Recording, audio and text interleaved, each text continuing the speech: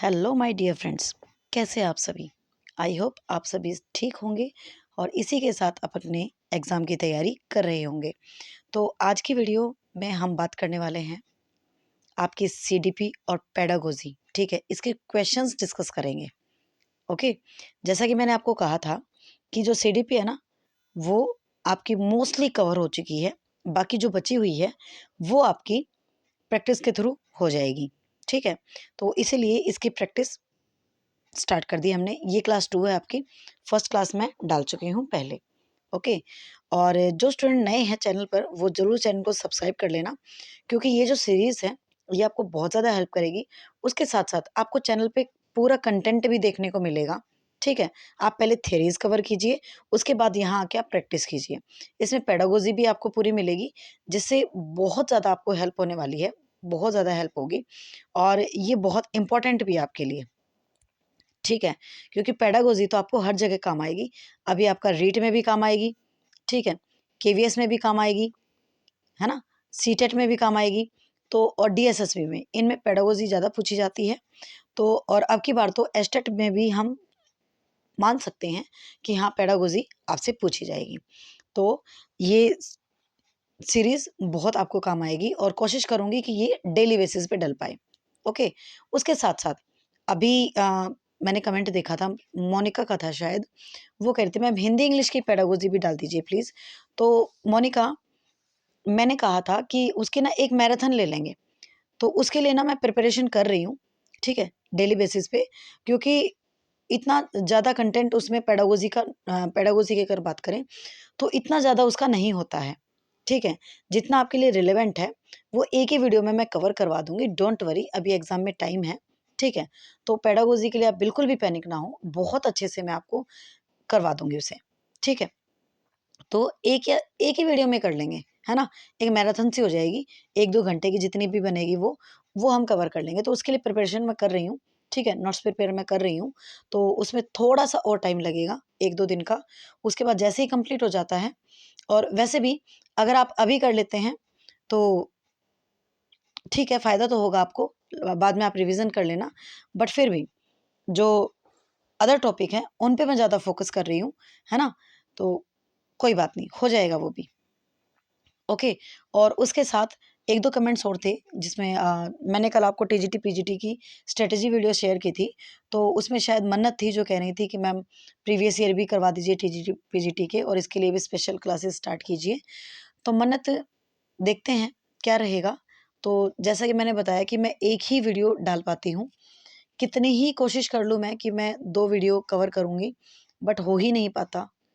कल मुश्किल से वो स्ट्रैटेजी की थोड़ा कम टाइम की थी इसीलिए, और वो टॉपिक्स जो हैं मैंने पहले से आपके लिए कलेक्ट कर रखे थे, इसलिए उसमें टाइम नहीं लगा। अदरवाइज़ जॉब भी, घर भी और फिर काफ़ी चीज़ें हो जाती हैं मैनेज करनी। बाकी मैं करूँगी कोशिश, मुझसे जितना आपके लिए बन पाएगा मैं उतना ज़रूर करूँगी, डोंट वरी, ठीक है। और फिर भी कुछ स्टूडेंट्स के कमेंट्स फिर भी आते हैं कि मैम एस्टेट कब होगा? तो dear friends, please, please, please irritate मत कीजिए। मैंने कह दिया ना, फ़ेब में आपका एस्टेट नहीं होगा, ठीक है? फ़ेब में आपका एस्टेट नहीं होगा। पता नहीं कौन-सी लड़की थी, नाम याद नहीं है मुझे, उसकी बहन की शादी है शायद, तो कह रहे थे मैम प्लीज़ कन्फर्म बता दीजिए। तो डियर, सच में फ़ेब में आपका एग्ज़ाम नहीं होगा, और चैनल को सब्सक्राइब कर लें।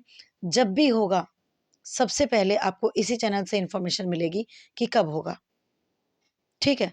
और प्लीज़ पढ़ते रहिए, पढ़ना स्टार्ट कर दीजिए। अब देखिए, कल मैंने आपकी डिमांड थी, है ना? कल मैंने इंग्लिश की वीडियो डाली, आर्टिकल टॉपिक बहुत इम्पोर्टेंट है ना? टीजीटी, पीजीटी के लिए भी तो अगेन इम्पोर्टेंट है। आपके इसके लिए कॉमन की बात करें, कॉमन के लिए इम्पोर्टेंट है। 1 से 2 नंबर का क्वेश्चन हर बार, कॉमन में 1 नंबर हमेशा पूछा जा रहा है। सीईटी की बात करें तो सीईटी में भी 100% आएगा। अदर एग्ज़ाम की बात करोगे तो कोई ऐसा एग्ज़ाम नहीं है जहाँ से आर्टिकल से क्वेश्चन ना आए। बट वहाँ पे आपका रिस्पॉन्स क्या रहा, है ना? मतलब आप अदर वीडियोज़ को हज़ारों की संख्या में देख लेते हैं। आज अगर मैं कोई अदर टॉपिक बना दूँ, मान लीजिए एस्टेट डेट पर ही मैं दोबारा क्यों ना वीडियो बना दूँ, तो वो हज़ारों की संख्या में चली जाएगी। डियर फ्रेंड्स, प्लीज़, आपके टाइम की ना मुझे भी कीमत पता है कि आपका टाइम कितना इम्पोर्टेंट है। तो प्लीज़ उसे यूज़ कीजिए, ठीक है। मेरी वीडियोस के थ्रू काफ़ी चैनल्स जो हैं अब वो कल मेरे पास नोटिफिकेशन आया था और वो सब्सक्राइब भी नहीं है channel, I don't know why. तो उसमें उन्होंने कहा कि एस्टेट बताऊंगी मैं कब होगा, है ना, जानिए जल्दी से सटीक जानकारी। मतलब सेम एज थंबनेल भी कॉपी किया जा रहा है और इन्फॉर्मेशन भी कॉपी की जा रही है और स्टूडेंट वहां पे भी जाके देख रहे हैं। आपको इतनी बार कह दिया फिर भी कोई अलग अब आपको कुछ नहीं बताएगा।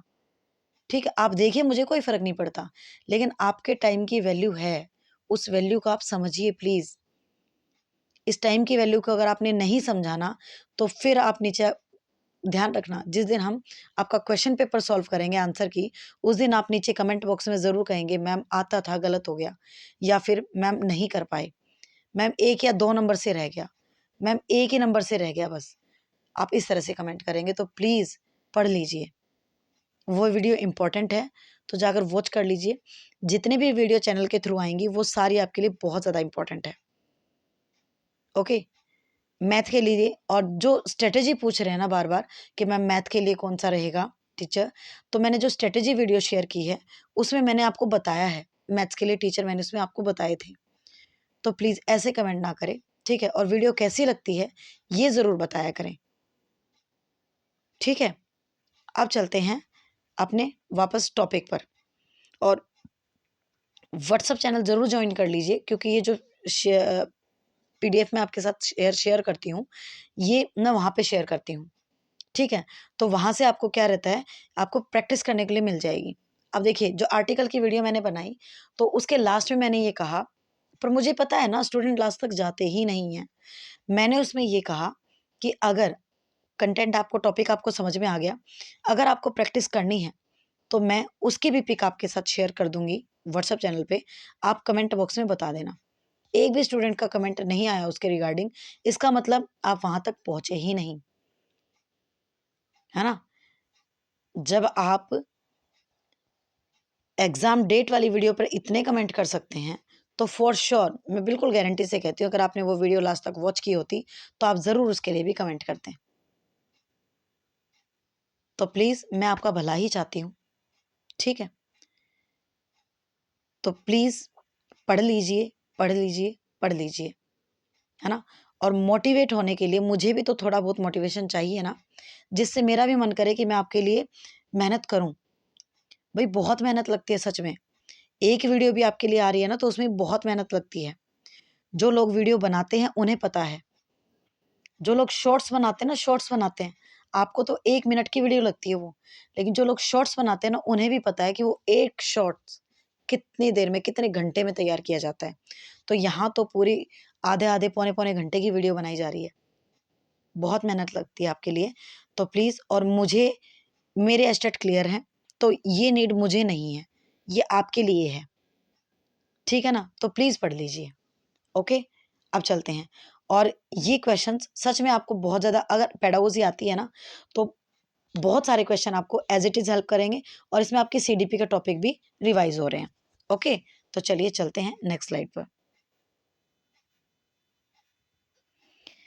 चलिए फर्स्ट क्वेश्चन है, और ना आप ये बताते हो कि आपको चीज़ें समझ में आ रही है, नहीं आ रही है, या फिर हाँ, और विज़िबिलिटी कैसी रहती है, आपको दिखाई दे रहा है या नहीं दे रहा है, सारी चीज़ें बताया करो भई, ठीक है?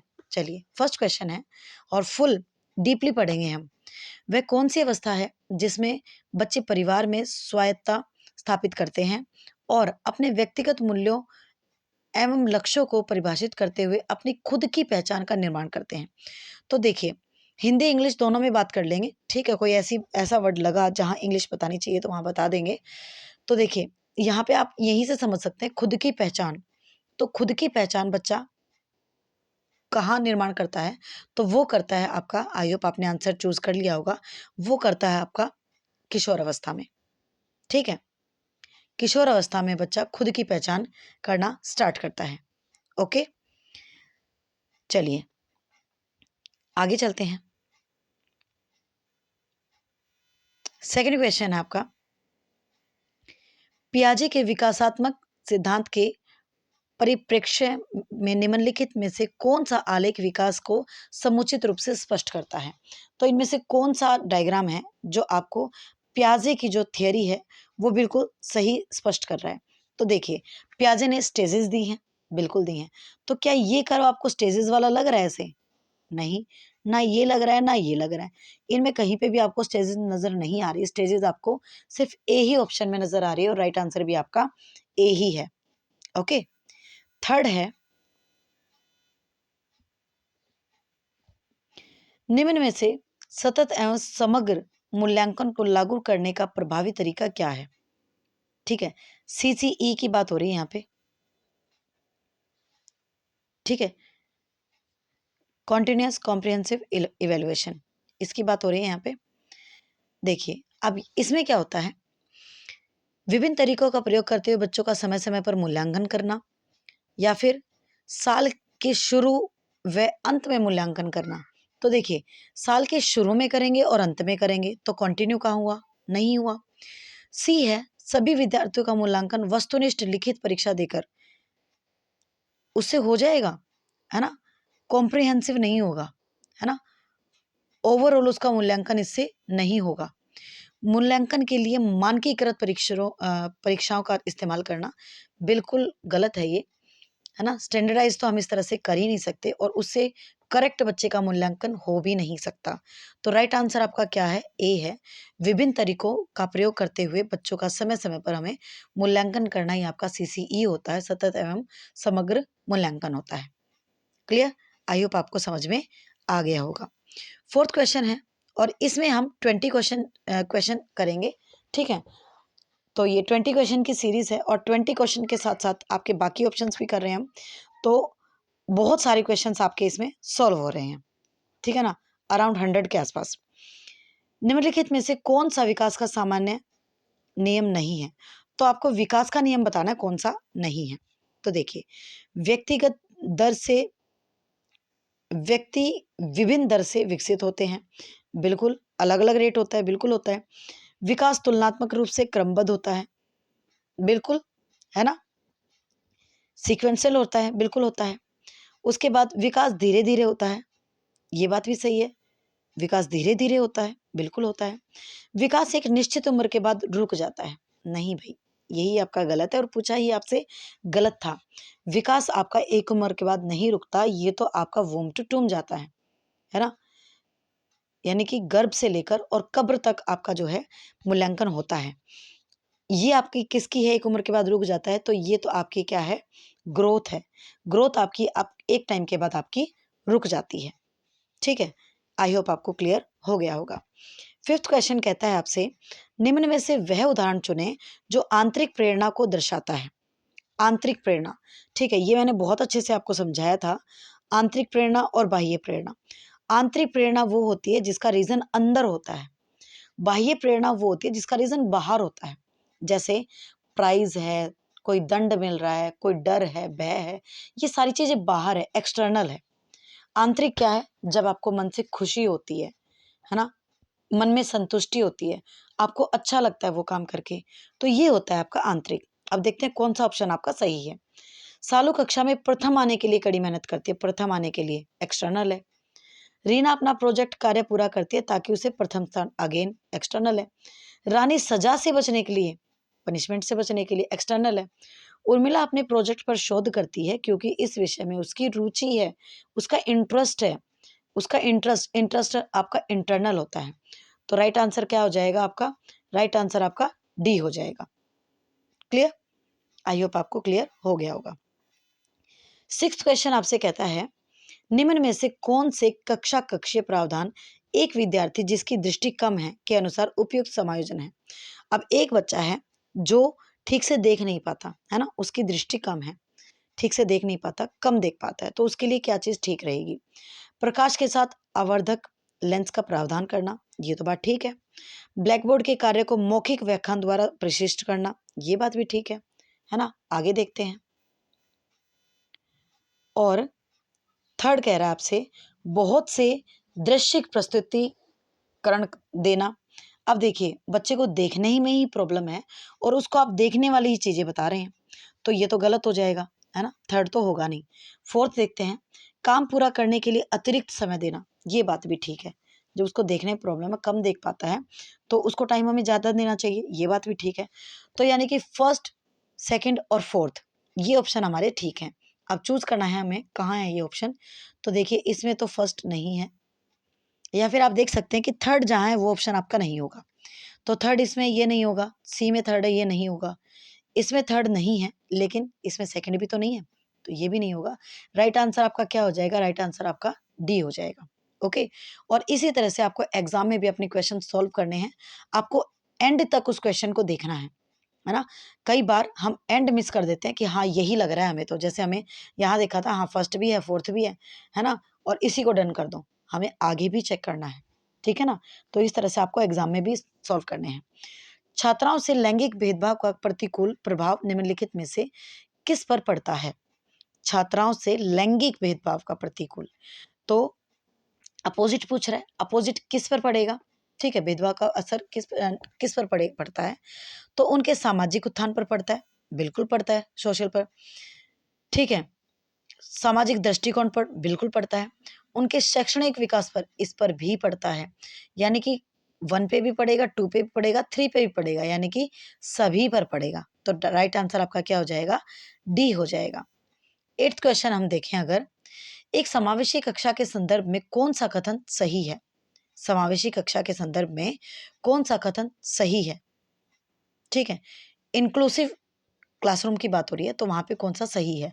अब देखिए इंक्लूसिव क्लासरूम क्या होता है, उसमें क्या होता है, हम सभी बच्चों को लेकर, सभी बच्चों को, चाहे वो किसी भी तरह के हैं, उन्हें कोई प्रॉब्लम है या नहीं है, तो सभी को हम एक ही क्लास में पढ़ाएंगे, लेकिन उनके नीड के अकॉर्डिंग पढ़ाएंगे। ऐसा नहीं है कि मतलब मान लीजिए आपके पास कम देखने वाला बच्चा भी है, आपके पास इंटेलिजेंट बच्चा भी है, आपके पास ऐसा भी है जो धीरे सीखता है, आपके पास ऐसा भी है जो मीडियम सीखता है, और आप सभी को एक तरीके से पढ़ा रहे हैं, वो गलत है। इंक्लूसिव कक्षा में क्या होता है कि आप उनकी नीड के अकॉर्डिंग, है ना, जो इंटेलिजेंट है उसको उसकी तरह का से ट्रीट करना, जो बच्चा कम देख पाता है या कम समझ पाता है उसको उसकी तरह से ट्रीट करना, तो ये चीज़ें होती हैं आपकी इंक्लूसिव एजुकेशन में। तो कई बार स्टूडेंट इसका मीनिंग जो है ना गलत निकाल लेते हैं और क्वेश्चन वहाँ पे गलत हो जाता है, ठीक है। तो इंक्लूसिव एजुकेशन होती है सभी के लिए शिक्षा, ओके, ना कि पिछड़े वर्ग को अलग से पढ़ाएं, उनको अलग से पढ़ाएं, ऐसा नहीं होता है। ऑप्शन देखते हैं, विद्यालय पाठ्यचर्या तथा अन्य गतिविधियों में लड़कियों व वंचित समूहों के बच्चों को सहभागिता को प्रतिबंधित रखा जाता है। प्रतिबंधित रखेंगे तो फिर काहे का वो समावेशी, है ना। समावेशन से अन्य बच्चों की शिक्षा में बाधा व रुकावट आती है, ये तो अगेन शुरू में ही गलत हो गया, गलत हो गया। समावेशन के दौरान सभी बच्चों को उनकी पृष्ठभूमि व क्षमताओं के विभिन्नता होते हुए भी विद्यालय में संबोधित किया जाता है, बिल्कुल सही बात है, सभी बच्चों को एक साथ लिया जाता है। समावेशन केवल विकलांगता से जूझते हुए, बिल्कुल गलत, यही बात तो मैंने भी आपको समझाई है। तो राइट आंसर आपका क्या हो जाएगा? यहाँ पे सी हो जाएगा। ओके, 9th क्वेश्चन इंपॉर्टेंट है और इसके सारे ऑप्शन हम अच्छे से समझेंगे, ध्यान से समझिए। वह अवस्था जिसमें महिला में एक एक्स गुणसूत्र कम हो जाता है, किस नाम से जाना जाता है? ठीक है, जैसे 46 के स्थान पर उसमें 45 गुणसूत्र हैं, तो किस नाम से जाना जाता है उस चीज को? तो उसको जाना जाता है टर्नर सिंड्रोम के नाम से, ठीक है। अब देखिए क्लाइन फिल्टर सिंड्रोम क्या होता है? तो ये देखिए, ये बेसिकली मेल्स में होता है, फीमेल्स में नहीं होता। इसमें क्या होता है, मेल्स में एक एक्स गुणसूत्र जो है वो एक्स्ट्रा हो जाता है, ठीक है। तो जब एक एक्स्ट्रा हो जाता है तो ये हो जाता है आपका क्लाइन फिल्टर सिंड्रोम, इसे कहा जाता है, यानी कि इसमें 47 गुणसूत्र उसमें हो जाते हैं। थर्ड है आपका डाउन सिंड्रोम, इसमें क्या होता है, इसमें बेसिकली जो 21 वाला जो आपका गुणसूत्र होता है वो एक्स्ट्रा होता है, ठीक है। और जब वो एक्स्ट्रा होता है तो उसके लिए इसको क्या कहते हैं? डाउन सिंड्रोम कहा जाता है। आई होप आपको तीनों अच्छे से क्लियर हो गए होंगे। 10th क्वेश्चन देखिए, भाषा के संबंध में जीन पियाजे के सही कथन का चयन करना है। तो जीन पियाजे के अकॉर्डिंग भाषा के बारे में आपको बताना है, तो ध्यान से समझिएगा इस क्वेश्चन को भी।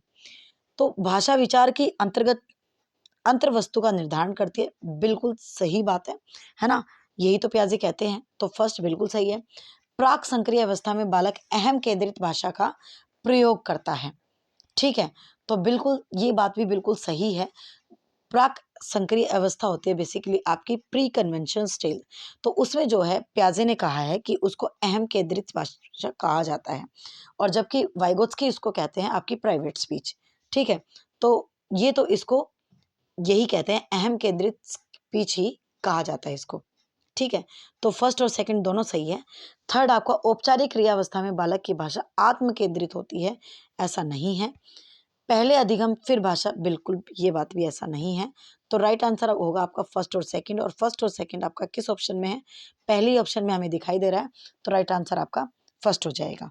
ओके, तो वीडियो कैसी लग रही है तो प्लीज़ ये कमेंट करके ज़रूर बताना, और वीडियो पसंद आए तो लाइक ज़रूर करना। कोलबर्ग के सिद्धांत में यांत्रिक सापेक्षता अभिविन्यास के चरण की क्या विशेषता है? ठीक है, तो आपसे ये पूछ रहा है बेसिकली।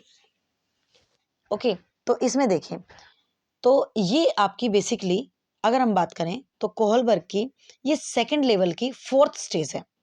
तो फोर्थ स्टेज है, तो आप मैंने बहुत अच्छे से आपको कोहलबर्ग कराया है। तो फोर्थ स्टेज में अगर हम सेकंड लेवल की मान लो ये बात करते हैं, तो उसमें एक तो आपका good girl good boy orientation आता है ना, और सेकंड आपका यही आता है। ठीक है, यांत्रिक सापेक्षता, इसमें क्या होता है बेसिकली, इसमें जो है ना नियमों को निश्चित और निरपेक्ष रूप से देखना होता है। मतलब बच्चा जो है समझता है कि जो नियम और ये रूल रेगुलेशन बनाए गए हैं ये बिल्कुल ठीक है, और इन्हें हमें फॉलो करना चाहिए। ठीक है, तो इसमें बाकी तो मुझे नहीं लगता आपको कुछ एक्सप्लेन करना चाहिए, तो राइट आंसर आपका सेकंड ही इसमें हो जाएगा। ओके, चलते हैं नेक्स्ट स्लाइड पर। और ये सीरीज आपको कैसी लग रही है ये भी आप जरूर बताया करें। आपकी कक्षा का एक छात्र राजू शारीरिक विकास की दृष्टि से काफी पिछड़ा हुआ है। आपको विकास के निम्नलिखित में से किस आयाम में राजू के पिछड़ने की चिंता हो सकती है? ठीक है, तो शारीरिक विकास की दृष्टि से राजू जो है काफी पिछड़ा हुआ है। अब आपको कि वो क्या लगता है कि आपको अब वो और किस में पिछड़ सकता है? ठीक है, तो देखिए, संवेगात्मक विकास में बिल्कुल पिछड़ सकता है, बौद्धिक विकास में बिल्कुल, सामाजिक विकास में बिल्कुल, इन तीनों में ही हो सकता है। देखिए, क्योंकि शारीरिक विकास में पिछड़ा हुआ बच्चा है, तो आप देखेंगे जब इस तरह का बच्चा होता है तो उसे सारी चीज़ें फेस करनी होती है ना? बच्चा इमोशनली भी है ना डिप्रेस्ड होता है, उसे इफ़ेक्ट पड़ता है इमोशनली भी, सोशली भी इफ़ेक्ट पड़ता है, और इंटेलेक्चुअली भी उसे इफ़ेक्ट पड़ता ही पड़ता है। तो सारे ऑप्शन इसमें आएँगे, तो राइट आंसर आपका डी हो जाएगा। 13 अगर हम देखें, क्रिएटिविटी की बात हो रही है। क्रिएटिविटी मैंने अलग से आपको नहीं पढ़ाया है, ठीक है? और मैं चेक करती हूँ, एक आधा क्वेश्चन आता है, वैसे ईज़ी आता है, वो आप मेरी प्रैक्टिस सीरीज़ से भी इस क्वेश्चन को आप निकाल लेंगे। मुझे नहीं लगता इसको कंटेंट के थ्रू आपको करवाना चाहिए। बाकी हाँ, इस सीरीज़ से आप बने रहें, निकल जाएगा क्वेश्चन, कोई दिक्कत नहीं आएगी। सृजनात्मकता एवं बुद्धि के सहसंबंध के बारे में निम्नलिखित में से कौन-सा कथन सही है? क्रिएटिविटी की बात हो रही है, तो देखिए कौन-सा सही है। व्यक्ति जितना अधिक बुद्धिमान है, उतना ही अधिक क्रिएटिव है। ऐसा ज़रूरी नहीं है ये बात, ठीक है? कि जितना बुद्धिमान होगा उतना ही क्रिएटिव होगा, ऐसा कोई ज़रूरी नहीं है।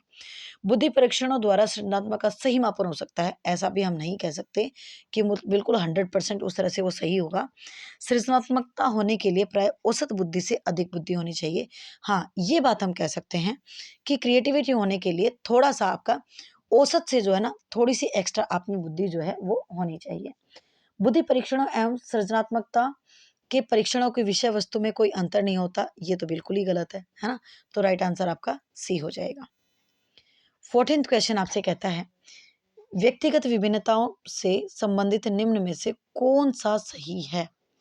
ठीक है, तो इंडिविजुअल डिफरेंसेस की बात हो रही है, यहाँ पे कौन-सा सही है? यदि विद्यार्थियों का बुद्धि स्तर समान है, तब भी उपलब्धि में विभिन्नता हो सकती है। बात तो सही लग रही है, फिर भी आगे चेक करते हैं। सभी बालकों में कुछ भी समानता नहीं होती, ये किसने कह दिया? ये तो गलत है। व्यक्तिगत विभिन्नताओं के वक्र खींचकर दिखाने पर एक दिशा की ओर झुक जाता है, ऐसा भी नहीं है। व्यक्तिगत विभिन्नताएं वंशानुक्रम होना चाहिए के कारण होती हैं, ऐसा भी नहीं है। दोनों फैक्टर होते हैं, आपका हेरिडिटी भी और आपका एनवायरमेंटल भी। तो यहाँ पे राइट आंसर आपका क्या है? फर्स्ट है कि बच्चा, अगर दो बच्चे हैं उनका बुद्धि स्तर समान है तब भी उनकी उपलब्धि में जो है विभिन्नता आपको देखने को मिलेगी, है ना? बिल्कुल हो सकती है। तो राइट आंसर आपका क्या हो जाएगा? ए हो जाएगा, क्योंकि आप देखेंगे जो दो ट्विंस होते हैं ना वो भी पूरी तरह से सेम नहीं होते हैं। ठीक है, चलिए 15th क्वेश्चन आपसे कहता है, विद्यार्थी जिन्हें ध्यान न्यूनता अतिक्रियाशीलता विकार है यानी कि एडीएचडी है।